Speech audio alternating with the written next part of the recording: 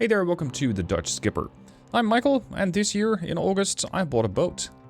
I don't have a ton of experience being on boats, aside from being at the Dutch Lifeguard Society, but owning a boat, that's different. Since taking delivery of the boat about 3 months ago, I've done quite a lot of work on her. She needed a lot of maintenance, some parts were leaky, some things needed to get replaced, such as the fuel filters and the fuel filter holders. Lots of bolts, not exactly eager to part, and you can see the gaskets weren't in great state either. But so far it's just been replacing. It's just been getting the thing back operational again, or at least working better. Now, I'm finally adding something to the boat. I'm adding a strainer filter.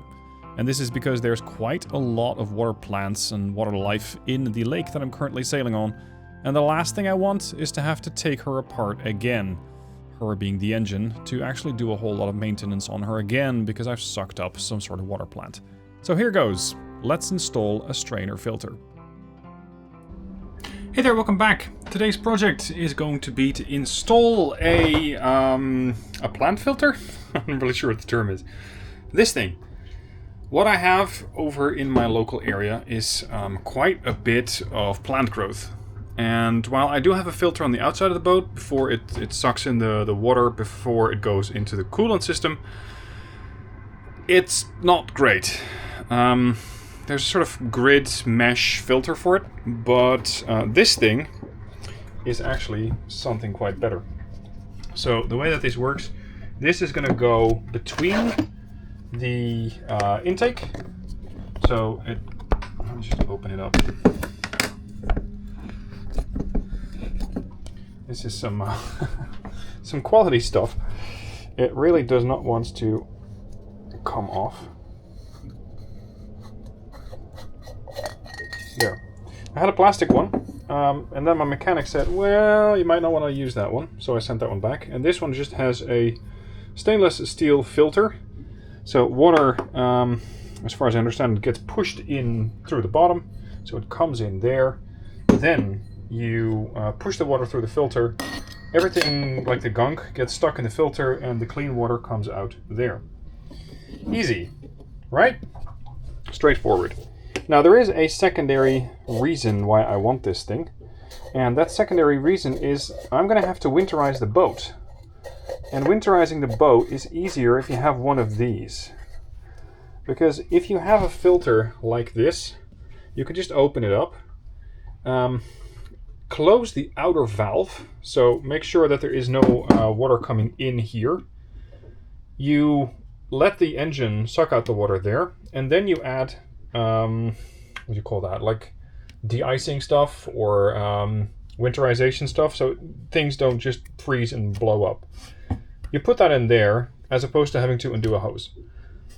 Ideally, this would be a fairly simple project, because I have these. These are hose pillars, and you just put those on there. You put one on there. You put this thing in its place. You clamp the hoses on. Done. However, as I'm working on the boat, I have come to realize there's something called boat tax. It basically means everything is probably going to take twice, if not 3 times as long as you expect, because you're going to run into something that you didn't expect yet, you didn't encounter yet, you don't even know you will encounter. So I've started adding hours to projects, because ideally, it is just bolt one of these things into the side of the boat, not through the outer hull, ideally, because then we got a leak. So bolt that on, strap that on, put those things on, put a hose on, and we're done. Easy, right? Hopefully.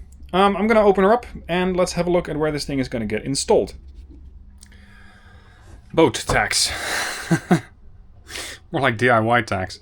Here was my problem. I had these brackets, these things over here, and I thought, yeah, I can just drill these holes slightly bigger, and when I do that, they'll fit.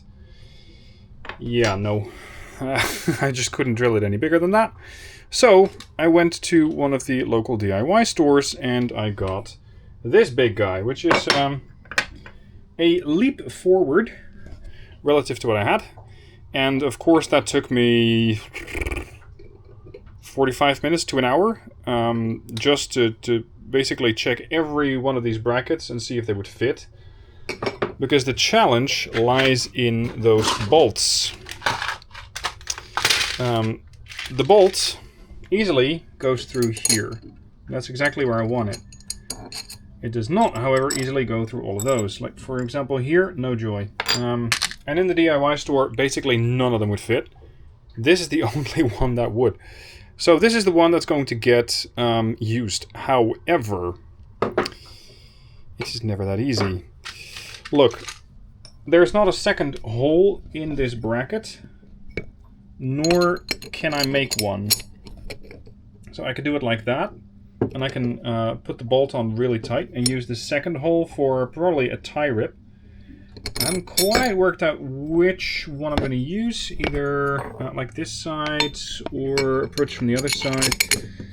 The biggest thing is, it cannot start moving. It cannot start moving. This feels really solid, so this should work. And then we're going to have to drill 2 holes, yoink, in order to make this thing fit. So where's the whole thing going to sit? Welcome to main engineering. Mostly functional. No, she runs, which is nice. I'm thinking the whole thing is going to come up here, so that I have like a solid wall to use. Like, I know there is no water on the other side there, because I can put my hand through it. So I can drill it through there, and then put that up there, and still have some access to it. It's not going to be the prettiest route for the water, because the water is going to come up and then it's going to go down. The alternative would be to put it lower, like put it over there. But just for once, I want to make it easier for myself to reach things, not harder. So I'm just going to make the hose that's attached to it, which comes in from there, goes here, and then all the way through the whole system until it ends up at the impeller there. I want to make that more accessible. So this is going to be a longer hose leading here, and then a hose runs back to there, and ta-da! That's the plan. So let's see if the plan will work. Let's get to drilling this thing in. Nothing is ever as straightforward as I hope it is. I thought I could just mount it here and just have enough clearance on the top to actually be able to pull the filter out. Because if you mount it up really high, well, great, but you're just going to bump into the, the deck. And you won't be able to pull the filter out. So that won't work. Which means it has to go somewhere else. And 2, I may have forgotten that there is a whole unit and hose coming down the bottom. So that is going to make this a bit more complicated. I have just simulated, so to speak, where this thing is going to go, and it should be sitting right around here, I think. And that is still pushing it, because the filter will, if you drop into my bilge, I will be very upset. The filter will sit right about there, or at least the holder, so to speak. That's going to somewhat squeeze the hose down there, but it should be fine. And then I can still pull this mostly out. But mostly isn't good enough. Like this thing over here has to come, damn it, has to just be able to come out. It is not straightforward. So it has to come all the way up, which right now, because of all this isolation, it is not doing.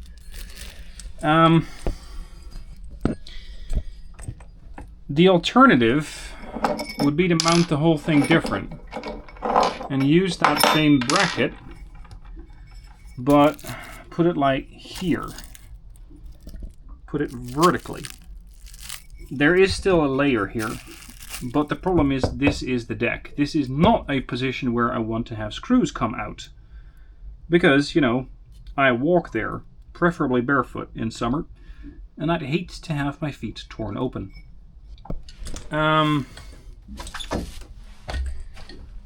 There is this line, but I'm not sure if that is water or not. I think it is water line. So, yeah, we are not drilling into that. So that just leaves this part. that just leaves that part. I don't know if you can mount this thing horizontally,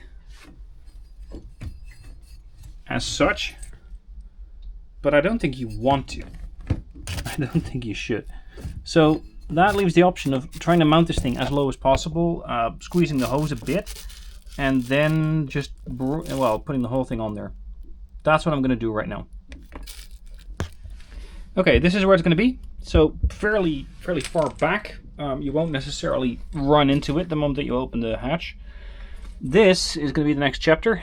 I have these hose clamps, and I'm going to undo those to start measuring up how far it's going to be from there to there. Cut that hose, then from the output back to here, cut that hose, and then just make sure that everything is connected with hose clamps, of course, because so far I haven't shown you those, but I'm definitely going to use them. Old hose removed, new hose, not in place, but at least placed. And I'm going to add a nice hose clamp, maybe 2 there, because this is the main entry to the ship. Also, there's still a bunch more water in my bills than unexpected, considering that I emptied it last week. I really thought I had everything. Anyway, I'm going to clamp it down there. This hose is going to run to here, so just below the filter. That is the input. Yes, input, and then the output is going to be this way, leading back to here. Let's go to work.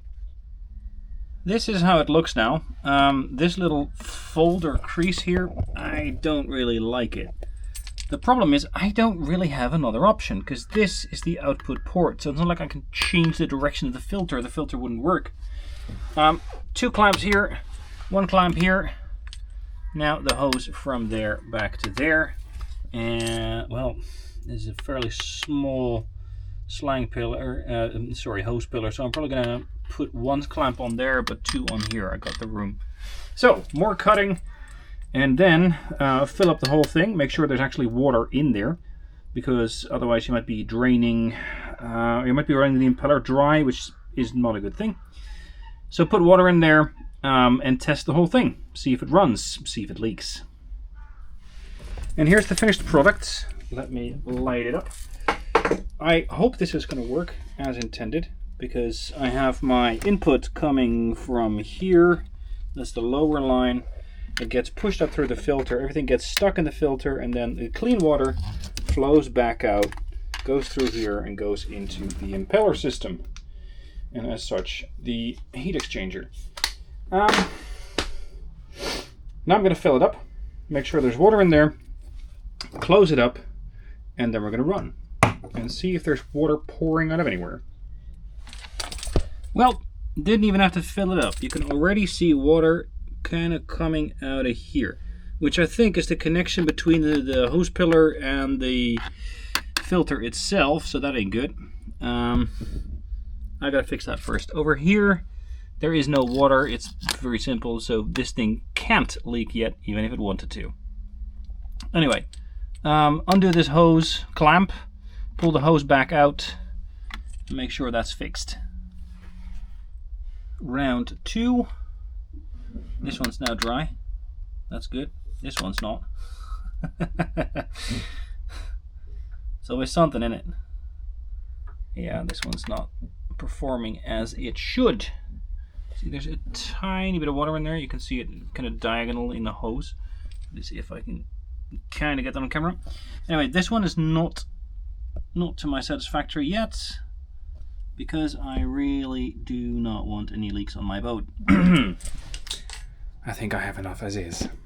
Moving on, next phase. I now have this thing once again secure, and now I'm going to open the main valve all the way back there. I really got to come up with a better way to do that, because I do that out of safety every time I leave the boat. But it's not getting any easier to reach that thing. Now I'm going to open it up and see if there are any leaks, especially one coming from there into here, because that's the supply, if you will, and this is then the second supply line, or the demand, whichever we're going to call it. So let's open it up and see. Time to fire her up. let's see what she does. So we're going to glow for a few seconds. I really hope everything stays dry, because that would mean that the operation is done. If not, tighten some hose clamps. That would be probably a first move. And, well, I can't really take her out today. It's almost evening already. I want to know what she does when she's under load, and especially engine temperature. Is there enough water coming into the engine? Well, okay, not the engine itself, but the coolant system. All right.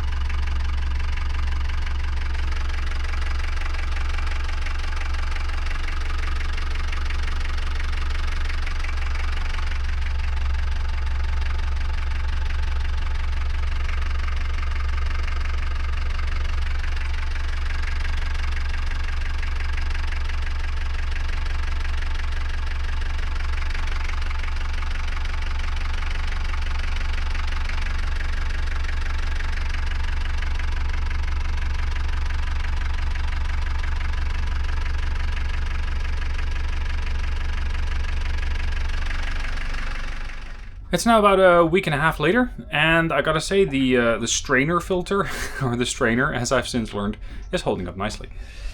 As you can see, it's still in place, and I actually took the boat out. I'm seeing a I think there's a little droplets, but I think that's just this one.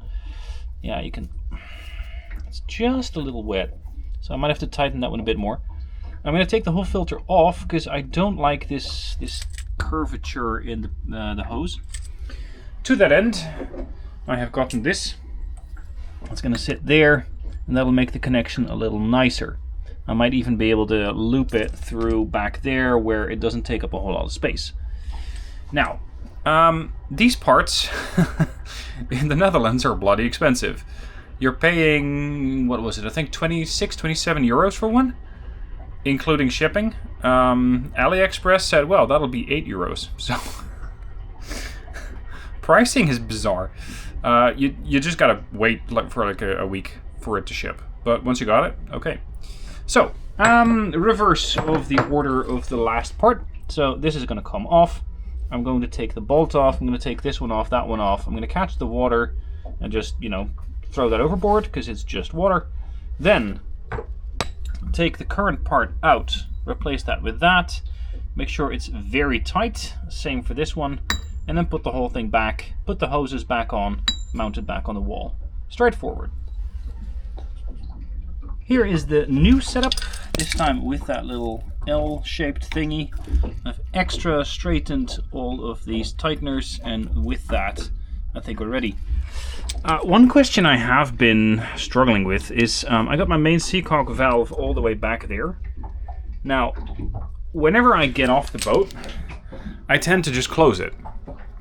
So I open the hatch to the engineering bay, remove the carpet first, open the hatch, fold myself into the engine bay, close the seacock valve, put the plank back down, etc. And when you're going back on the board, back aboard the boat, and you actually want to sail, you do it in reverse. So, remove the carpet, remove the big plate that's on top of here, fold yourself in, open that thing, and be ready. Do I really need to do that? Because I have left it open, like for the last, 48 hours, and the boat's still here. There's no water in the bilge, so it's not leaking. Yet, it feels safer turning off all of those valves, or rather closing all of the valves when you leave the boat. So let me know in a comment below. Do I need to close those or not? Because that's something I simply don't know yet. Alright, the proof that this thing works is of course done by actually running the engine. So let's get to work on that. Let's run the engine and see if she leaks.